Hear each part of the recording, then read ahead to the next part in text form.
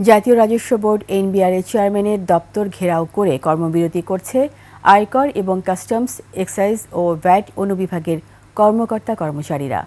সকাল থেকে রাজস্ব ভবনে এনবিআর চেয়ারম্যানের কক্ষের সামনে অবস্থান নেন তারা। বিকেলে তারা কর্মবিরতি ও অবস্থান কর্মসূচির ডাক দেন।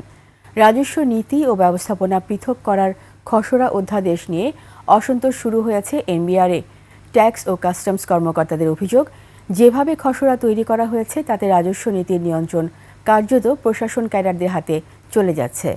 রাজস্ব সংস্কার কমিটি পৃথকীকরণের বিষয়ে যে সুপারিশ করেছে তা খসড়ায় ব্যাপকভাবে উপেক্ষিত হয়েছে বলে অভিযোগ আন্দোলনরত কর্মকর্তাদের।